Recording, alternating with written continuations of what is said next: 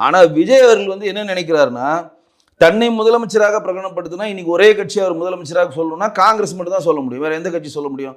இன்னைக்கு திமுக கூட்டணியிலேருந்து காங்கிரஸை இழுத்துட்டு வந்து நம்ம ஒரு 40 சீட்டு கொடுத்தா என்ன முதலமைச்சராக காங்கிரஸ் இருப்பாங்க. காங்கிரஸ் வந்து தேசிய கட்சி, பெரிய அமௌண்ட் செலவழிப்பாங்க. காங்கிரஸ் நம்மளோட இணைஞ்சா நம்ம பாண்டிச்சேரியில் ஒரு பெரிய லெவலில் வென்றெடுக்கலாம், கேரளாவில் வென்றெடுக்கலாம், நம்ம கட்சியை விரிவுபடுத்தலாம், நம்ம ஒரு பிராண்ட் இன்டர்நேஷனலில் இந்தியா ஃபுல்லாக ஒரு பிராண்ட் ஆகலாம் அப்படின்னு கூட அவர் திங்க் பண்ணலாம். முக்கியமாக அவர் சொல்கிறது என்னை முதலமைச்சராக ஏற்றுக்கணும், யார் அவர் முதலமைச்சராக ஏற்றுப்பாங்க? அன்டெஸ்டட் பேபியை யார் முதலமைச்சராக ஏற்றுப்பாங்க?